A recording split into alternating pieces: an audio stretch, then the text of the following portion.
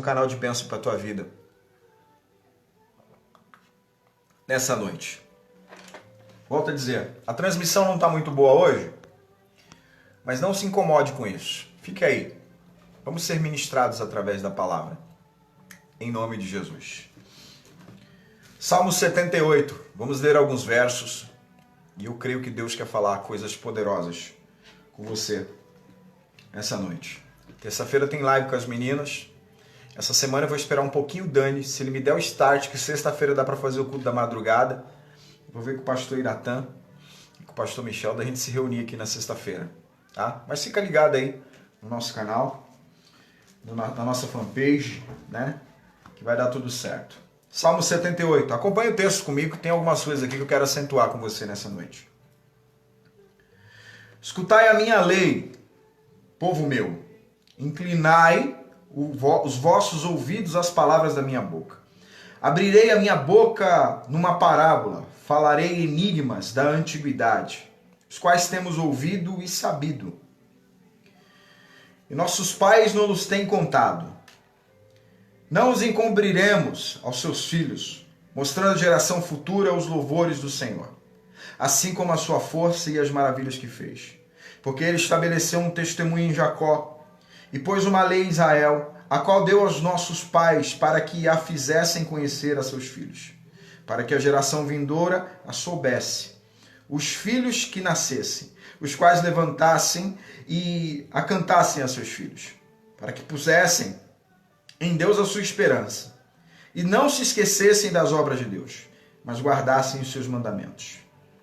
E não fossem como seus pais, geração obstinada e rebelde, geração que não regeu o seu coração, e cujo espírito não foi fiel a Deus.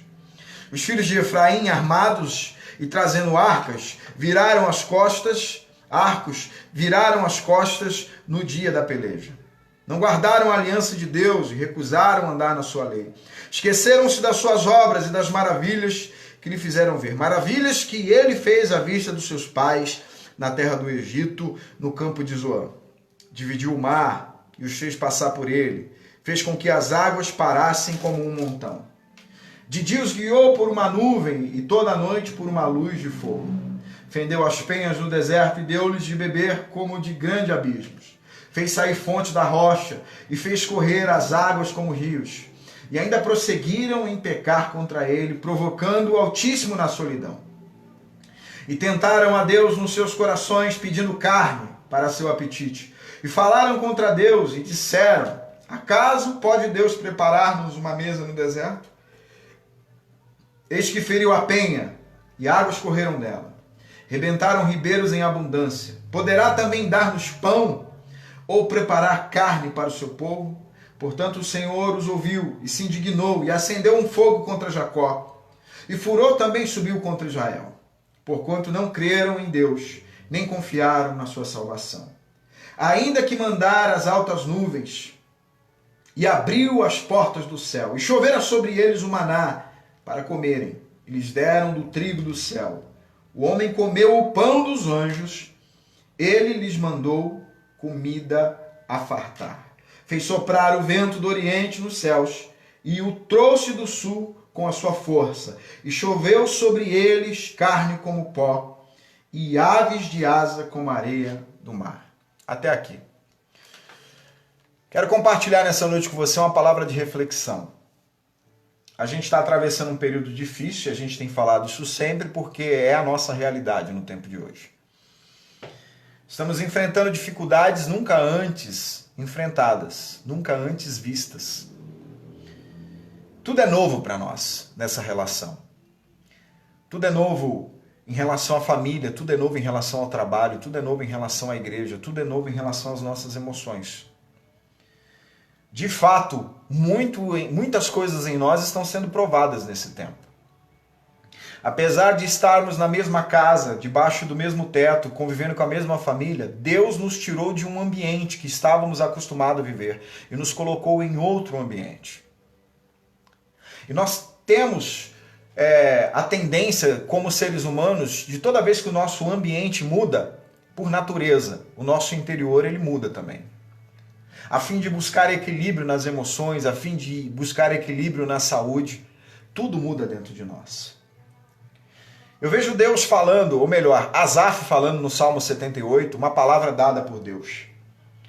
E ele inicia o texto falando uma palavra muito forte. Ele vai dizer ao povo: escuta. Escuta, povo meu. Ele está dizendo: parem um pouco. Prestem atenção. Só que o que mais me chama a atenção é que Asaf, ele vai trazer uma palavra que não é uma palavra nova. Ele veio relembrar ao povo de coisas que Deus fez no passado. Ele veio relembrar o povo de coisas que Deus já falou. Existe um problema em nós, muito sério, queridos. Que nós estamos a todo tempo pedindo que Deus fale coisas novas conosco. Mas a pergunta nessa noite, para abrir essa ministração, é: será que nós ouvimos as coisas antigas que Deus falou e nós demos créditos a ela? Será que aquilo que Deus falou lá atrás nós colocamos em prática? Será que aquilo que Deus falou lá atrás nós realizamos? Será que a palavra que foi colocada ontem nós colocamos em prática ela, nós vivenciamos ela? Escute bem uma coisa, a palavra de Deus não tem prazo de validade, ela não envelhece, ela não muda, ela não perde força. Por que eu estou querendo dizer isso para você nesse dia? Porque é um momento de reflexão, amados. Talvez você está na expectativa de que Deus fale algo novo com você. E é como se eu e você pegássemos tudo aquilo que Deus já falou, que Deus já disse, que Deus já alinhou, todo alinhamento que Deus já nos deu, e a gente simplesmente esquecesse. A palavra de Deus não muda, a não ser que Ele mude a palavra. Aquilo que Deus falou a seu respeito, para que você faça, para que você espere, para que você viva, não caducou, está vivo ainda, existe, está permeando em nosso meio. A gente às vezes fica tão preocupado com o novo, que nos esquecemos que aquilo que Deus falou lá atrás faz sentido, ainda está em vigor. A gente vive no meio de uma geração que não está preocupada, amados. Você já parou para se preocupar? Você já parou para ter a preocupação, para pensar da seguinte maneira assim: como Deus me vê? Como Deus me olha? O que será que Deus pensa sobre mim? Parece que as pessoas desse tempo não têm essa preocupação de se conhecer como Deus te conhece, como Deus me conhece. Você precisa parar e pedir a Deus e ir em busca disso. Senhor, o que você pensa a respeito de mim? Eu preciso ter esse tipo de comportamento, eu preciso ter esse tipo de sentimento, esse tipo de preocupação, porque às vezes nós construímos um evangelho próprio. E dentro desse evangelho próprio, a gente começa a viver. E a gente está vivendo pensando que a gente está abafando no mundo espiritual. Mas na verdade, o que Deus pensa sobre nós não interessa. A gente está vivendo a partir daquilo que nós construímos como evangelho. E isso vai ser prejudicial a você em algum momento. Talvez por isso Asaf traz esse momento. E ele vai falar de coisas antigas, e ele não vai falar apenas de milagres, ele vai falar apenas também a respeito de um povo que pecou. Nós precisamos estar atentos, queridos, não só apenas às promessas de Deus. A gente vive numa geração que está atrás de promessas, que está atrás de profecias, profecias libertadoras, profecias que libertam a alma, profecias que libertam os sentimentos, mas te escravizam na carne. A gente está vivendo um tempo de pessoas que estão atrás de profetas, para ouvir coisa que Deus nem falou, e a Bíblia está fechada em casa. Atrás de uma geração que liga a televisão, o rádio, para ouvir o profeta falar, mas a Bíblia está fechada dentro de casa. E eu preciso pensar a respeito disso. Porque a profecia é boa para se ouvir, a palavra de carinho e de aconchego é boa para se ouvir, mas esse tipo de coisa às vezes não vai gerar santidade em você, e isso é um problema. Por que você pensa que as pessoas nos últimos tempos estão tão preocupadas consigo mesmo? Esse evangelho que gira em torno dos nossos bens, da nossa família. Sabe por quê? Quando você entra, preste atenção numa coisa, quando nós conseguimos entrar num ambiente real de santidade, a primeira coisa que vai gerar em você é um desinteresse por você mesmo. Sabe por quê? A santidade gera de desinteresse de quem nós somos, do que nós temos. A santidade, ela gera desinteresse por você mesmo. Ai, meu Deus! A gente vive num tempo de uma santidade tão fajuta. Sabe por quê? O cara diz que é santo, a mulher diz que é santa, mas ela está preocupada em ser lembrado, está preocupada em ser abraçado, está preocupada em ser visto. Ei, santidade genuína vai gerar um desinteresse em você mesmo. Lembra daquela palavra de Jesus? Negar a si mesmo. Quando você entrar num ambiente de santidade, a sua vida vai se tornar desinteressante, não vai ter interesse nenhum. Quando você se tornar um santo, não do ponto de vista do teu evangelho, mas do ponto de vista do evangelho divino, vai gerar um desinteresse naquilo que diz respeito ao teu futuro, naquilo que diz respeito ao teu bem-estar, naquilo que diz respeito à sua vida. Santidade faz isso com a gente, amados. Ela gera desinteresse em nós. Ela gera desinteresse em nossos planos. Por isso, eu preciso ouvir a lei, porque a lei vai te levar para um ambiente de santidade. Eu preciso querer mais a lei do Senhor do que as promessas. Porque sem lei você não vive promessa. Você não alcança a promessa. Essa lei, essa palavra da verdade vai gerar fé em você. Mas vai gerar uma fé genuína. E você sabe o que é fé genuína? Tem gente que está vivendo no mundo fantástico de Bob, irmão. Pensa que fé... Tem pessoas que pensam que a fé dela vai capacitar Deus a fazer alguma coisa. Sua fé não capacita Deus a fazer nada.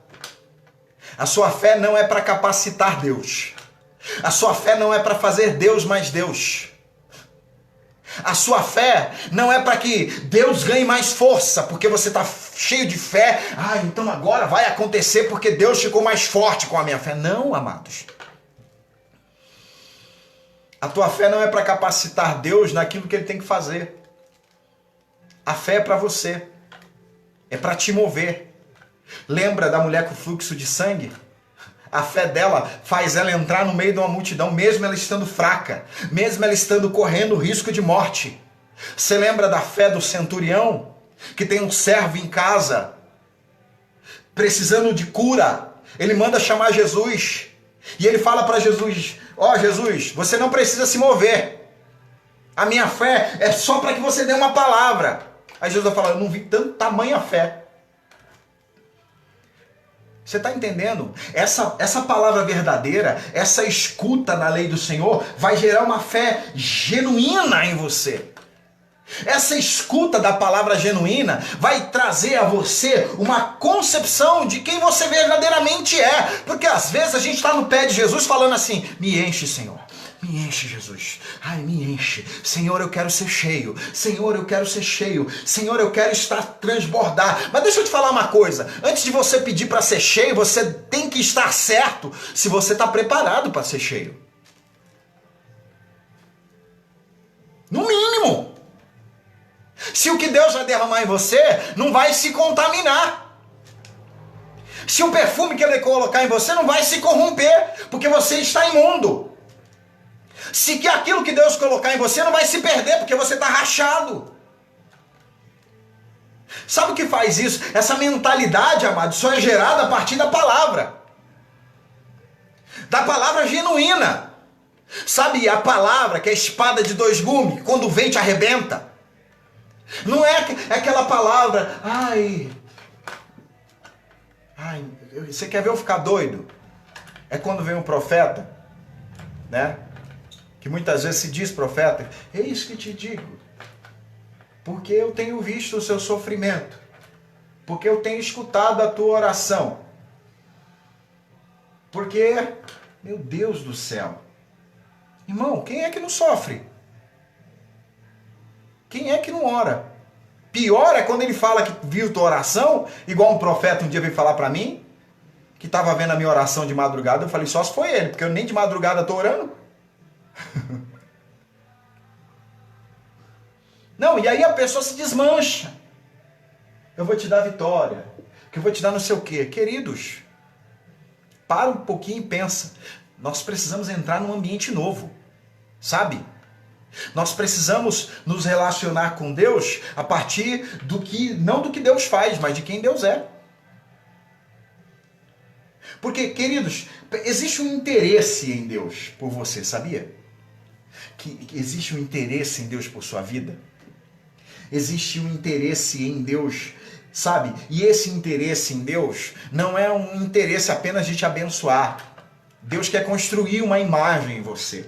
Olha só o que o salmista vai falar no versículo 5. Porque ele estabeleceu um testemunho em Jacó.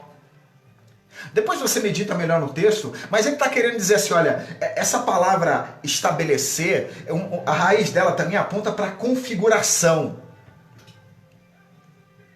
É como se Deus configurasse evidências. Deixa eu explicar isso para você. Algo do céu precisa ser conhecido. Algo do céu precisa ser lembrado. Algo do céu precisa ser observado. E você pensa que Deus insere isso em quem? É na tua vida. Todas as lutas que você passa, todos os desafios que você vive, Deus está configurando evidências da glória do céu em sua vida. Todos os desafios que você enfrenta, você quer ver, você entender isso melhor? Davi, quando ele se depara com Golias, ele se lembra. Ele se lembra que ele já havia vencido o leão e o urso. Ele conhece batalhas desproporcionais a ele. Sabe por quê? Um dia, quando ele estava no pasto, o Espírito Santo configurou nele evidência de que ele poderia vencer aquela batalha. Olha para a sua vida.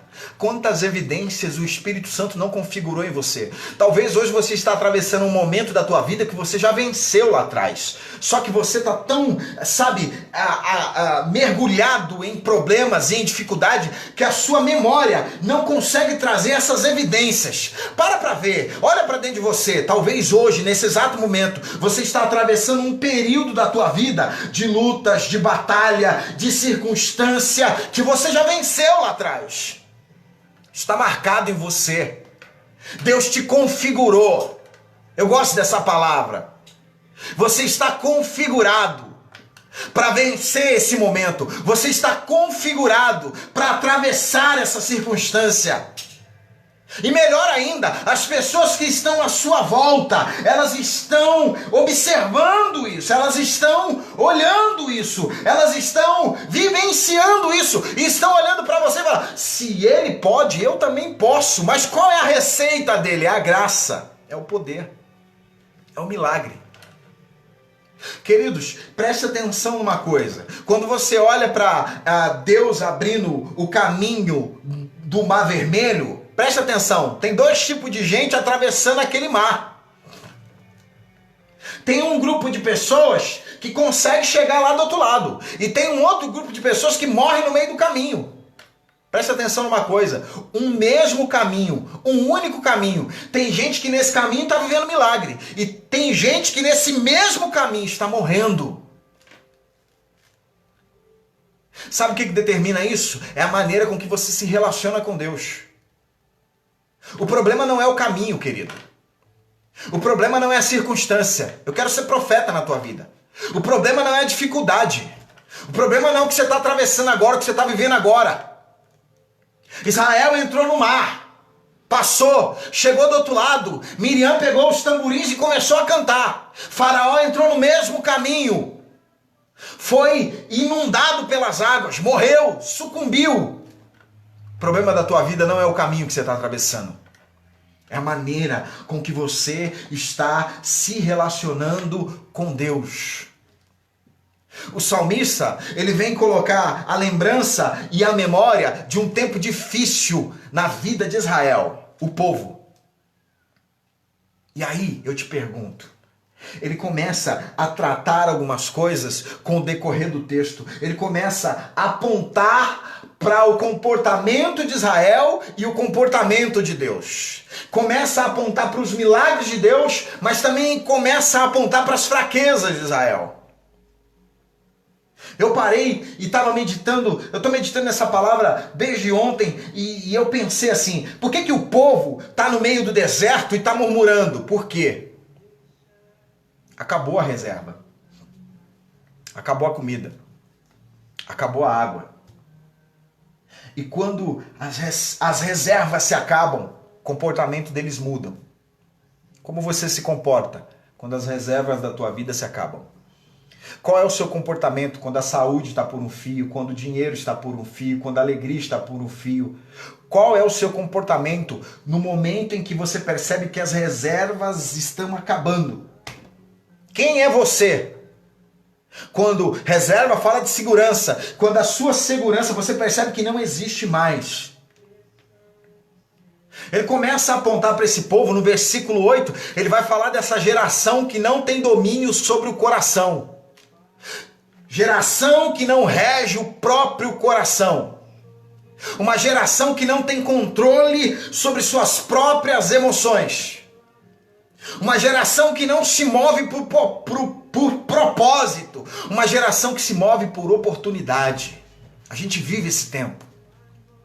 Gente que vai para determinados ambientes e se esse ambiente, apesar de Deus ter falado que é para estar nesse ambiente, apesar de a palavra de Deus, olha, fique nesse ambiente, mas quando ele está nesse ambiente e esse ambiente não oferece a ele oportunidade, ele desiste, abre mão.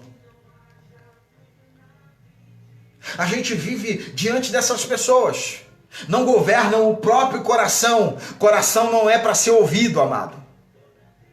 Não deixe o teu coração te guiar. Coração é para ser governado. Enganoso é o coração do homem. Coração é para ser dirigido, conduzido pelo Espírito Santo.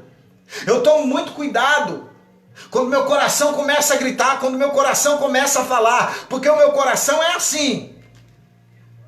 Por natureza, psicologicamente, fisiologicamente, quando a alma, quando o corpo se depara com o perigo, as emoções começam a te mandar duas informações, ou você enfrenta ou você foge. Se você percebe que dá pra você, você enfrenta. Agora, se você percebe que tem dificuldade, você, coração é assim. Deus vai dizer a esse povo em Deuteronômio capítulo 6, versículo 3, eu coloquei vocês no deserto para humilhar vocês, e eu deixei vocês passar fome, para provar o coração de vocês. Agora, se quando Deus me coloca no meio da provação, eu não tenho o poder de conduzir o meu coração, a aliança perde efeito. A gente vive diante de tanta gente que a aliança com Deus não tem valor nenhum. As pessoas honram muito mais a placa da igreja, honram muito mais um monte de coisa, mas não honram a aliança que tem com Deus. Estão o tempo todo mudando, o tempo todo. O versículo 8 vai falar do povo de Efraim. O povo de Efraim estão armados, eles estão preparados para a guerra. Mas o texto vai dizer no versículo 8 que eles viraram as costas para Deus. Eles não tiveram nenhuma afeição pela aliança que eles tinham com o Senhor. Sabe por quê? As coisas não estavam favoráveis. As coisas não estavam acontecendo da maneira que eles queriam. Você já parou para pensar que Deus vai te chamar para você batalhar guerras que você não quer batalhar? A gente está rodeado de desertores, irmãos. E não só dentro da igreja. Nós estamos rodeados de desertores de lares. Desertores de relacionamentos. Sabe quem são esses desertores? Quando as coisas não estão de acordo como ele quer, ele vira as costas e vai embora. Pessoas que só estão presentes. Pessoas que só estão enquanto as coisas estão acontecendo da maneira que ele quer. Nós estamos vivendo num tempo rodeado de desertores que não olham para a aliança, que não tem nenhum tipo, aleluia, de temor pela aliança que foi feita. Gente que está casada até enquanto tá bom. E o mundo ensina isso. Não ficou bom, separa, vai embora. Gente que é fiel na amizade só enquanto as coisas estão bem. Ah, não tá legal? Desfaz, risca da vida, lança fora. Ei, Deus é um Deus de aliança. E Deus, Ele quer que os filhos dele se pareçam com Ele. Se você fez uma aliança com alguém, se você estabeleceu uma aliança com qualquer pessoa que seja, honre essa aliança. Honre até o fim. Sabe por quê? Talvez você honrar algumas alianças vai gerar prejuízos a você. E a gente perde às vezes com algumas alianças. Mas você precisa, antes de romper com uma aliança, e às vezes existem alianças que a gente faz sem que Deus tenha nos dado direcionamento para fazer, e aí são alianças malditas, e você tem que romper com essas alianças mesmo. E eu estou falando de alianças que foram feitas em Deus, que você sabe que foi feita em Deus, que o Senhor quer essa aliança de você. Mas porque as coisas não estiveram bem, não, risca, lança fora. É muito triste. Pessoas que são totalmente instáveis, estão o tempo todo mudando, sabe? Por que mudam? Mudam de comportamento, mas não é para um bom comportamento. Assim como trocam de roupa, estão mudando o tempo todo. Deus quer estabilizar você, não no seu ambiente, mas Deus quer te dar uma vida espiritual instável, estabilizada. E isso tem um preço, irmãos. Israel está saindo do Egito, está indo para a terra prometida. E Deus está provando eles. Está provando como? Está permitindo passar fome. A liberdade, às vezes, é essa escassez. No meio do caminho, e eu quero falar bastante sobre isso aqui, Deus vai dar a eles um alimento. Mas esse alimento que Deus vai dar a eles não é o alimento que eles querem. Não é o alimento que eles desejam. É o alimento que Deus quer dar. Deus envia maná. O maná não está dentro da nossa expectativa. O maná está dentro da expectativa de Deus. O maná, Deus estabelece para provar o coração do povo. Para ver se esse povo tem gratidão. Para ver se esse povo tem obediência, para ver se esse povo tem paciência, sabe? Porque às vezes nós entramos dentro desse ambiente de escassez e tudo isso está sendo provado, irmãos. Esse ambiente de escassez vai pôr para fora quais são as nossas prioridades. Esse ambiente de escassez vai colocar para fora quais são os nossos valores. Esse ambiente de escassez vai revelar a nossa verdadeira humildade. Por quê? Deus está dando alimento não que o povo quer. E nesse momento, quando Deus te oferece aquilo que Deus quer, porque nós somos hipócritas. Nós somos hipócritas. Sabe por quê? A gente ora tanto para Deus, falando assim, Senhor, faz a tua vontade, faz a tua vontade, faz a tua vontade. De repente Deus te oferece algo que não está no seu coração. E aí, o que você faz? A gente faz como povo. O que eu faço? Eu faço como povo. Deus deu maná, não foi porque o povo orou, foi porque o povo murmurou. Tem momentos na vida que a nossa oração se torna uma murmuração.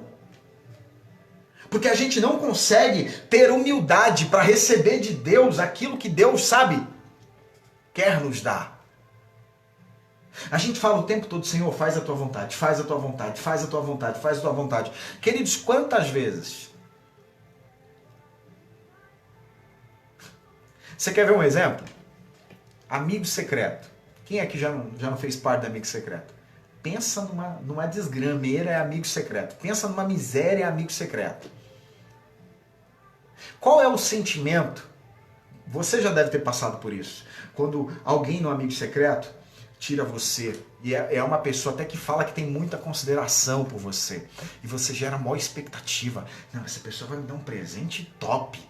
E quando você abre o presente não está dentro da sua expectativa. O que aquela pessoa se torna para você? Quantos de nós aqui já não rotulamos pessoas por causa de um presente de amigo secreto? Pode ser que nem todos, mas quantos de nós aqui já não geramos sentimentos porque o amigo secreto não foi, o presente não foi da maneira... É tanto que quando você faz essa brincadeira, né? E isso é uma questão às vezes de imaturidade, porque quando nós estamos maduros a gente não tem essas preocupações. Você sempre quer, sabe, eu queria que fulano me tirasse, eu queria tirar fulano. E aí você olha, nossa, mas eu tirei essa pessoa, quem será que me tirou? Ai, meu Deus do céu.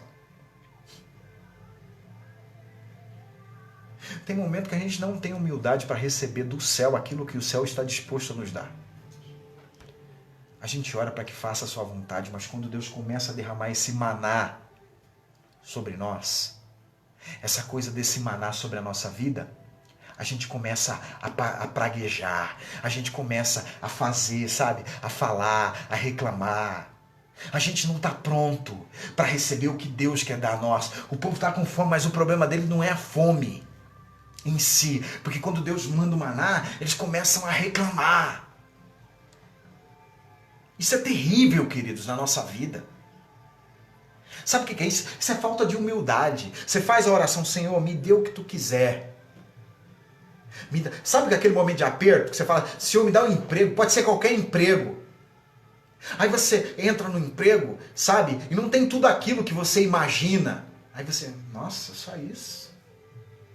Ou então vem aquela vaga e às vezes foi Deus que enviou. Eu não vou me rebaixar isso não. Não. É uma falta de humildade, sabe? Para ouvir o céu, para entender o que o céu está falando. Isso é hipocrisia, irmãos. Nós precisamos ter essa humildade. Humildade, sabe? Os antigos, né, nos ensinaram que humildade é aquele negócio. Às vezes fica, nossa, Deus te usou hoje, cara. Que isso. Não. A misericórdia, que não sei o quê, que bababá, sabe? E isso não é humildade em si não, irmãos. Não é não. Eu acho que nós como filhos, não há problema nenhum em Deus. Não, hoje... Graças a Deus, irmão. Realmente, hoje o pai estava bondoso comigo. A gente pensa que humildade é se vestir mal. A gente pensa que humildade, sabe, é um monte de coisa, menos do que realmente é. Você sabe, eu aprendo uma lição de humildade com o Senhor extraordinária, cara. Olha só Jesus. Ele fala assim, o Pai me deu tudo. O Pai me deu tudo. O Pai me deu tudo, me falou tudo, me mostrou tudo. Quando ele chega na última ceia com os discípulos, e eles estão numa casa, num lugar onde não tem escravos, e eles entram ali dentro daquele lugar, e normalmente seria um escravo que lavaria os pés dele. Por que tinha que se lavar os pés? Porque os judeus, eles não se sentam como nós, à mesa. Na verdade, eles ficam sobre os joelhos, né? E eles acabam tendo contato com os pés. Então o pé estar limpo. E eles, como caminhavam muito, o pé estava cheio de pó. E aí ninguém se prontifica a lavar os pés de ninguém. Jesus tem tudo naquela última noite. Mas sabe o que ele quer para aquele momento? Ele quer uma toalha e uma bacia. Ele não quer abraço, porque ele vai morrer no outro dia, sabe? Ele não quer que sintam compaixão dele. Me dá aqui uma toalha e uma bacia. Já que ninguém se prontificou em lavar o pé de ninguém, eu que sou o maior, vou lavar o pé de vocês. Humildade é fluir dentro desse ambiente, sabe? Despreocupado. Aquilo que você tem, aquilo que você deixou de ser. É você fazer tudo para a honra e glória de Deus. É entrar dentro do ambiente da casa, da família, da igreja, despreocupado em ser lembrado pela sua autoridade. Humildade, sabe? Não é simplesmente você negar as suas qualidades, não. O Pai quer que você evidencie as suas qualidades. A humildade também é você falar das suas fraquezas. A gente vive num tempo tão terrível que as pessoas querem esconder as fraquezas. Querem ocultar as fraquezas. Não, eu não quero chorar, não quero me mostrar fraco, porque senão vão me engolir. Se eu demonstrar fraqueza, eles me engolem. Não, irmãos. Não tenha medo disso. Você sabe por que Deus está mandando maná, comida que eles não desejavam? É justamente para que se revele essa humildade. Eles precisam ser humildes. Querido, pensa quem te patrocina? Quem me patrocina é Deus, amados. Quem me patrocina é Deus.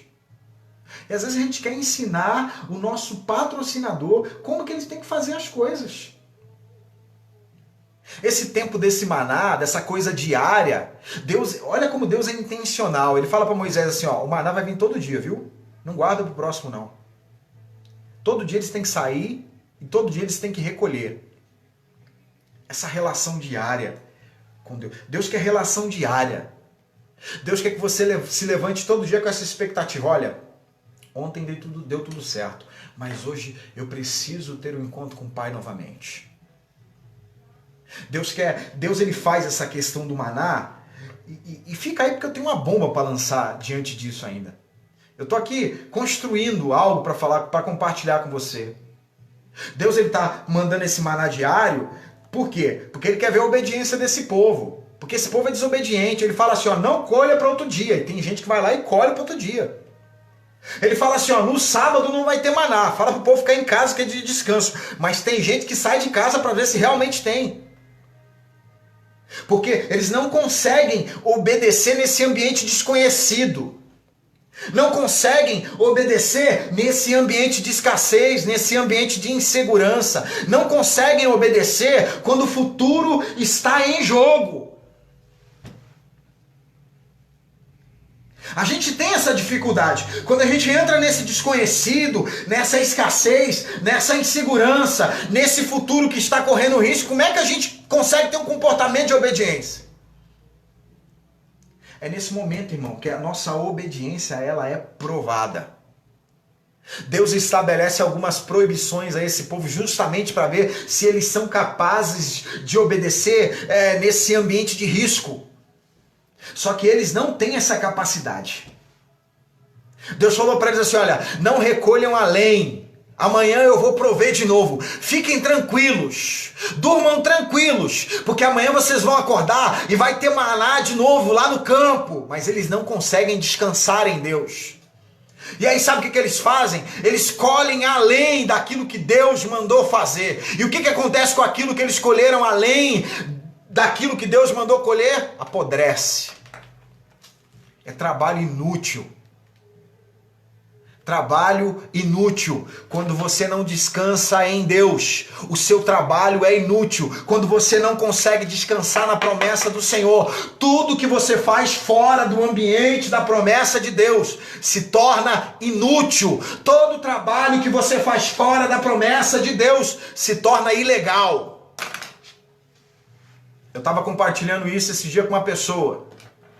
A vida, a minha vida, a sua vida, ela tem que ser feita, ela tem que ser dividida. O seu tempo tem que ser dividido. Você tem o tempo da tua casa, você tem o tempo do teu trabalho, você tem o tempo da tua família, você tem o tempo de estar na presença de Deus. Eu falei com ela. Você tem um tempo que você precisa estar na presença de Deus. Quando você ultrapassa esse tempo, quando você rouba da tua casa, quando você rouba da tua família, quando você rouba do teu trabalho e você diz que você está dedicando a Deus, esse tempo é ilegal. Deus não quer de você o que é ilegal. Esse trabalho é inútil quando você faz aquilo que Deus não autorizou você fazer. É inútil, é ilegal. Não tem valor. Porque nós também somos desobedientes naquilo que é lícito. A gente pensa que o fato de ser lícito, a gente pode fazer de qualquer maneira. A gente pode fazer a qualquer hora. A gente pode fazer a qualquer tempo. Eu preciso, querido, fluir dentro de um propósito. Sabe por que Deus estabelece limites em nossa vida? É justamente para provar a nossa obediência. E a gente tem a maior dificuldade de lidar com isso.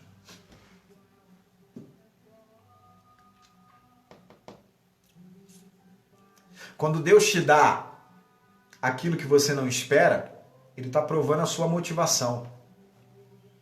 Ele quer ver aonde está alicerçado o seu coração. Quando Deus ele te dá aquilo que você não esperava, aquilo que você não pediu, aquilo que você não quer, Ele está colocando em xeque a sua gratidão. Ser grato, querido. Não pense você que Deus só vai te dar coisas para que você se sinta bem. Existem coisas que Deus vai te dar para tratar o teu interior. Existem coisas que Deus vai te dar para ver quais são as suas prioridades. Será que a sua prioridade é amar Deus ou a sua prioridade é receber de Deus? Eu tenho falado muito uma coisa nesses dias.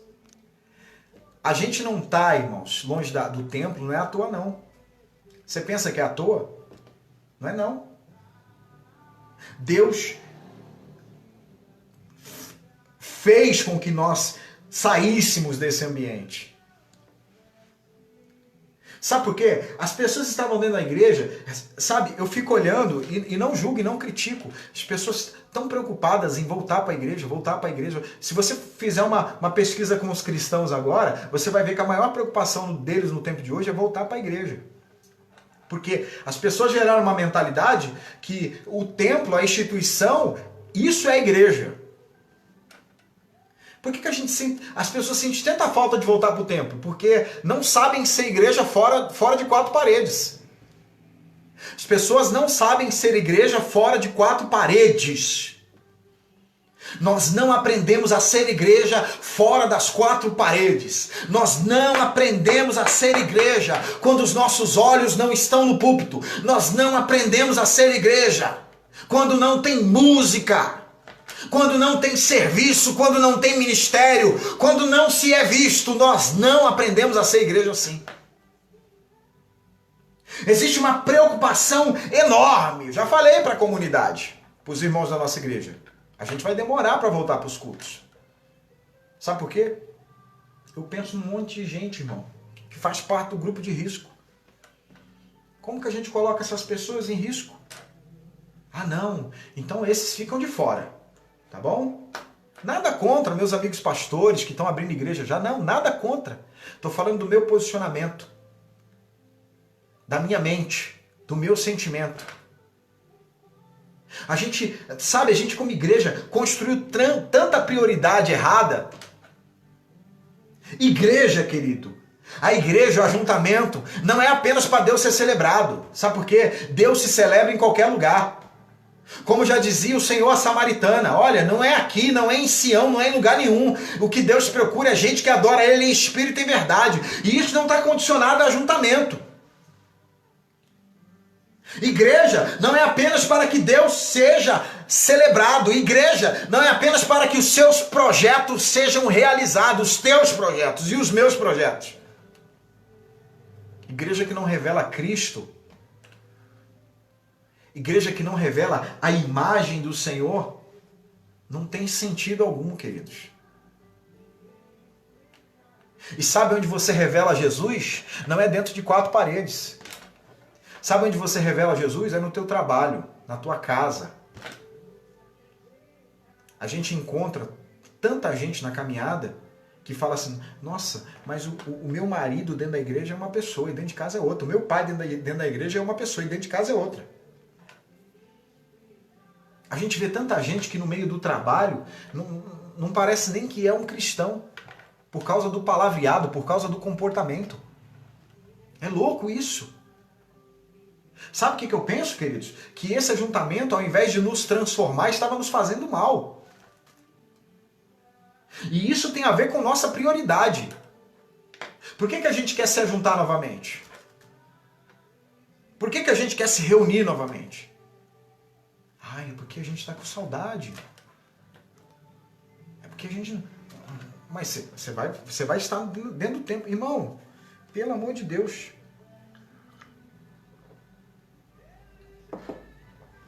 Esse tempo revela que tipo de cristianismo eu estava vivendo. Porque se eu dependo do ajuntamento para manter uma vida espiritual saudável, eu tenho que me preocupar. Você precisa se preocupar. Literalmente. Agora, deixa eu concluir essa mensagem com algo muito sério isso. O apóstolo Paulo, 1 Coríntios, olha só, acompanha comigo na sua Bíblia aí.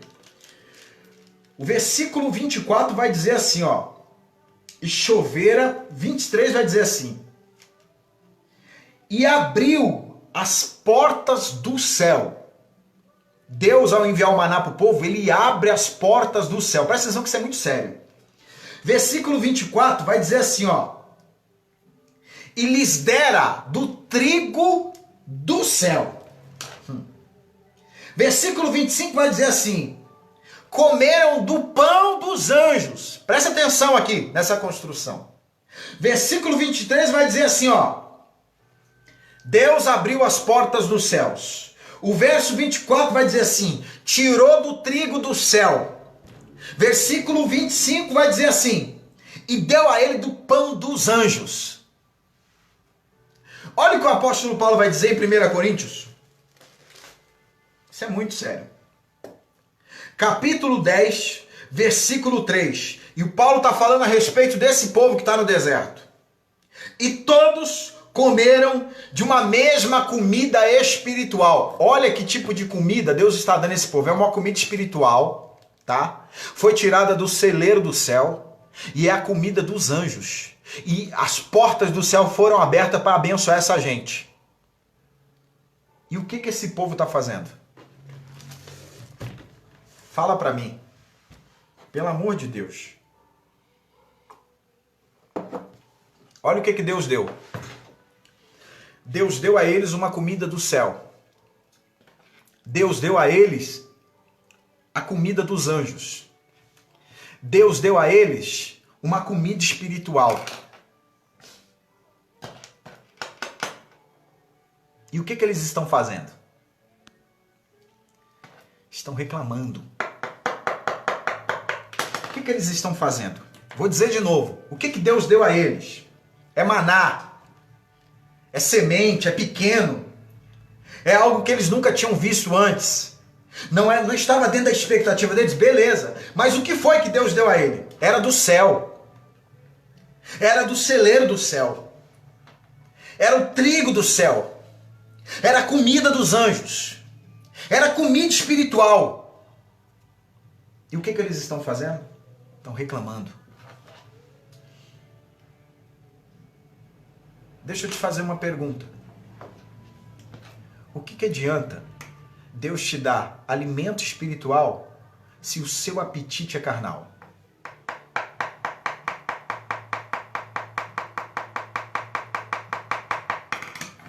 O que adianta Deus te dar do espiritual se sua vontade é carnal?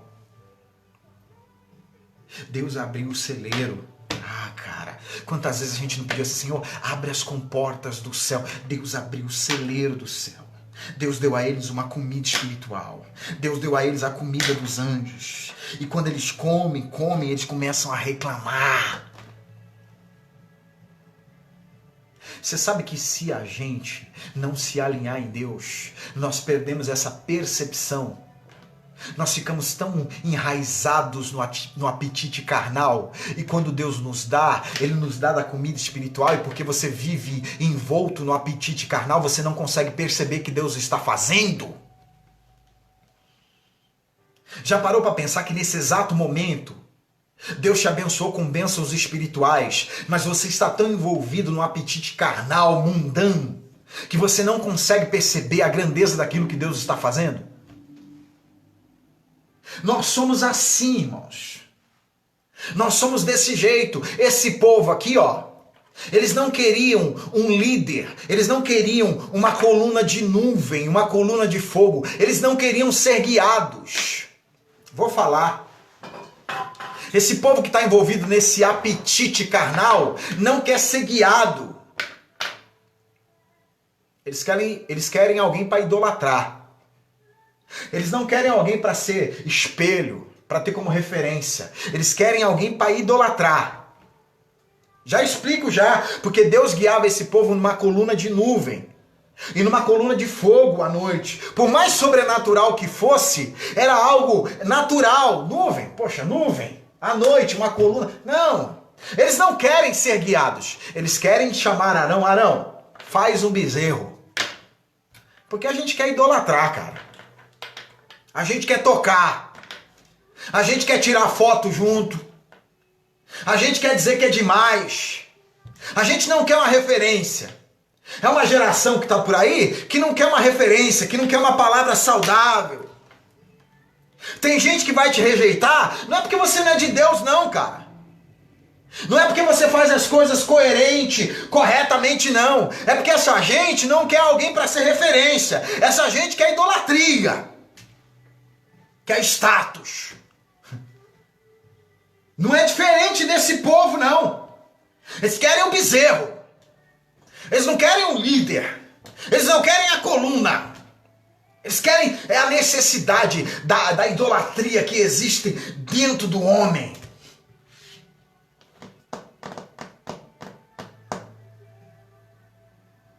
Eles não querem maná.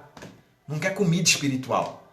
Eles querem que sua sede humana, a sua necessidade humana seja satisfeita. E aí, queridos, existe um grande problema. Do que adianta Deus derramar sobre nós coisas espirituais se o nosso coração está firmado num apetite carnal? Do que adianta Deus mover o mundo espiritual se os nossos olhos são carnais? Do que adianta Deus abrir o céu? Do que adianta Deus retirar coisas do celeiro dele? Do que adianta Deus mandar das suas provisões, das suas bênçãos sobre nós, se o nosso apetite é carnal? Talvez esse tempo em que Deus nos afastou, em que Deus nos tirou dos ambientes, é justamente para a gente ter essa percepção do que vale. Não adianta Deus nos dar um alimento espiritual enquanto o nosso apetite for um apetite carnal. Nós precisamos essa semana refletir sobre isso. Estamos envolvidos no quê? No que estão estabelecidas as nossas emoções e os nossos sentimentos.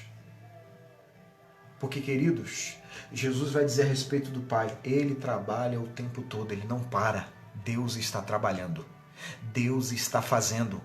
Com a igreja aberta, com a igreja fechada, Deus está fazendo, Deus está realizando.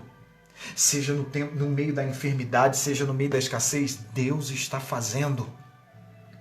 Nós precisamos pedir misericórdia a Deus e estarmos atentos à lei do Senhor, para que nós não venhamos reproduzir o comportamento desse povo no meio do deserto, de um Deus que está enviando coisas celestiais, abastecendo esse povo de coisas celestiais, mas esse povo está envolvido num apetite carnal. Que o Pai tenha misericórdia de nós nessa noite. E que Ele possa nos transformar através da palavra, através da lei, que nós possamos entrar nesse ambiente espiritual, que nós possamos entrar nesse ambiente de santidade e nos esquecer de nós mesmos. Abandonar as nossas vontades, queridos. Abandonar os nossos desejos, que nós possamos sair desse evangelho de privilégios. O evangelho não nos faz ter, não tem, irmão, nós não podemos ser privilegiados por causa do evangelho. Nós não podemos ensinar as pessoas de que porque nós temos Deus nós não vamos morrer, nós não vamos sofrer, de que porque nós temos Deus, Deus vai fazer tudo. Nós não podemos viver esse evangelho. Hoje eu orava à tarde aqui na minha sala e eu dizia ao Senhor, Senhor, me ensina a ter contentamento na sua presença. Me ensina, Senhor, a ser suprido por Ti, abastecido por Ti. É isso que Deus quer de nós. Amém. Vamos orar? Vamos orar ao Senhor. A internet não ajudou muito hoje, mas eu espero que essa palavra de alguma forma tenha chegado até o teu coração. Que Deus tenha ministrado na tua vida. Que você tenha uma percepção espiritual à sua volta, das coisas espirituais que estão acontecendo na tua vida. O mundo espiritual está se movendo, querido. Mas enquanto nós estivermos envolvidos no apetite carnal, enquanto os nossos olhos estiverem nas coisas que são terrenas, nós não vamos perceber o que Deus está fazendo. Nós vamos perder oportunidades. Nós vamos chorar por aquilo que não merece lágrimas. Nós vamos nos preocupar com aquilo que não merece preocupação. Eu espero que você tenha esse entendimento nessa noite. Junta a sua família aí. Vamos orar. Vamos pedir misericórdia a Deus nessa noite. Pedir que o Senhor venha nos dar esse entendimento espiritual nessa noite. Pedir que o Senhor fale ao nosso coração. Porque talvez, querido, a janela do céu, as portas dos céus, os celeiros dos céus estão abertos para a tua vida. E esse maná diário está sendo derramado sobre você. E você precisa entender também que esse maná está relacionado com o ambiente. Por que você está falando isso, bispo? Quando o povo entra em Canaã, o maná cessa. Quando eles vencem o deserto e entram em Canaã, o maná interrompe. Às vezes existem coisas que não mudam na nossa vida porque a gente tem essa preguiça espiritual de sair desse ambiente. E quando eu falo de ambiente, irmão, não estou falando de ambiente físico. Estou falando desse ambiente, às vezes, de emoções, esse ambiente interior que fica dentro de nós, essas prisões interiores que nós criamos dentro de nós. E às vezes a gente só precisa sair desse ambiente emocional, desse ambiente espiritual. E aí, sabe, a maneira com que Deus nos trata, ela muda. A provisão muda. A maneira com que Deus vai nos tratar muda. Às vezes a gente fica tanto tempo inserido em alguns ambientes que não tem como Deus mudar a maneira de prover na nossa vida, de Deus mudar a maneira de se mover na nossa vida, porque talvez nós nem vamos compreender. Precisamos pedir para que Deus, literalmente nesse dia de hoje, faça uma transformação em nosso intelecto, faça uma transformação na nossa alma, que Deus transforme a nossa oração, que às vezes existem momentos na nossa vida que a gente mais murmura do que ora, a gente reclama de tudo, reclama da vida que tem, reclama da casa que tem, reclama do trabalho que tem, reclama daquele que nos persegue, reclama disso, reclama daquilo. Não! Em tudo dai graças, porque essa é a vontade do nosso Senhor. Vamos orar. Senhor, em nome de Jesus, a Tua palavra vem em nossa direção, Senhor, nessa noite. Que a Sua palavra, ó Pai, venha nos transformar nesse momento. Deus, nós estamos diante de Ti nessa noite como igreja, Senhor.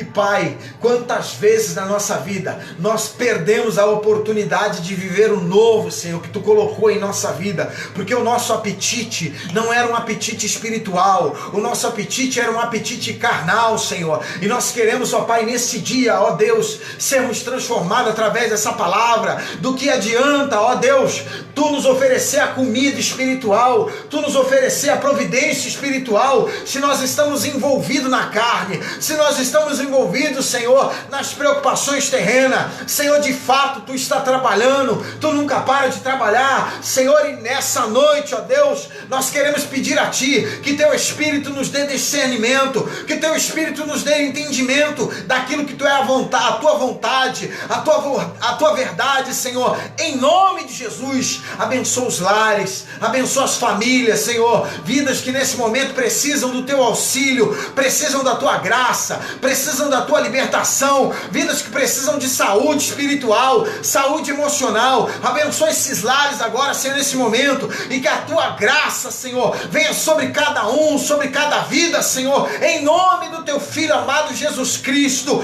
Que haja, Senhor, um grande mover espiritual nos nossos lares, que nós possamos nesse momento agora, Senhor, sermos tocados, ó Pai, pelo Teu Espírito, pela Tua graça, que entre a Tua vida em nós, que entre o Teu poder em nós, que a manifestação da Tua graça, Senhor, permaneça sobre a nossa vida, sobre a nossa mesa, sobre a nossa saúde, ó Pai, que Tu possa, pela Tua misericórdia, Senhor, nos guardar, nos proteger desse tempo, que Tu possa nos dar entendimento, ó Pai, daquilo daquilo, ó Pai, que nós temos que fazer no futuro, daquilo que nós temos que fazer pelo próximo, que Tu possa nos dar entendimento para administrar a nossa saúde emocional, gerenciar de forma sábia, que Tu possa nos dar entendimento para gerenciar o nosso tempo, que Tu possa nos dar entendimento para gerenciar as nossas finanças, Senhor, em nome de Jesus, que a Tua bênção esteja sobre nós, que a Tua graça esteja sobre nós, que o Teu favor esteja sobre cada família,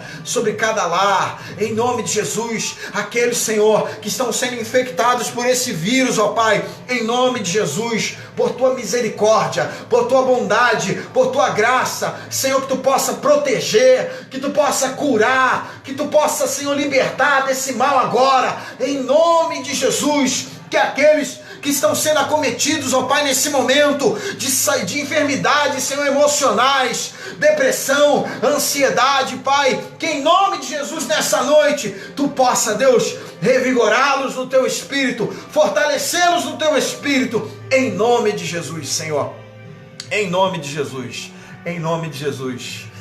Deus abençoe sua vida, Deus abençoe a cada um. Hoje não consegui me comunicar muito com vocês, mas eu espero que Deus tenha te abençoado através dessa palavra, através desse tempo, através desse culto. Que Deus abençoe você, que Deus abençoe sua casa, que Deus abençoe os aniversariantes aí da noite, da semana, a pastora Vanessa, a Cici, a Elivane, o Renan. Que Deus abençoe a vida de vocês, que Deus abençoe a semana de vocês, que Deus te proteja, que Deus te guarde, que Deus te nutra, que a tua alma seja nutrida pelo Espírito Santo, que os seus olhos espirituais se abram hoje e que você possa contemplar essa porta aberta no céu, que você possa contemplar as maravilhas que Deus está realizando agora na tua vida, na tua casa, na tua família. Que Deus abençoe. Um abraço, um beijo para todos vocês. Amém? Você não esqueça da nossa área social, tá? Você que tem o desejo de fazer doação de alimentos, de cesta básica, nos procure. Você que ainda não fez o cadastro da nossa igreja, você que quer se ligar ao nosso ministério, eu deixei o link aí na descrição, vai lá e faz o cadastro, tá bom? Logo em breve nós vamos começar a fazer as nossas transmissões a partir da página da Rocha de Refúgio, então vai lá, começa a seguir, porque logo logo a gente vai estar transmitindo por lá, tá? Que Deus abençoe todos vocês, uma semana abençoada. Terça-feira nós estamos com a live das meninas e vamos orar para que essa semana nós tenhamos culto da madrugada aí com os pastores, tá bom? Que o Senhor te abençoe e te guarde, que o Senhor faça resplandecer o seu rosto sobre ti, que as misericórdias do Senhor permaneça sobre a sua vida, sobre a tua casa e sobre a tua família. Que a graça do nosso Senhor Jesus Cristo, as duas consolações do Espírito Santo, o grande amor do Pai, esteja com todos nós, não só hoje, mas para todos sempre. Beijo no coração de vocês, compartilhe a live. Se você ainda não se inscreveu no nosso canal do YouTube, vai lá, se inscreve lá. Boa semana, um abraço, beijo no coração.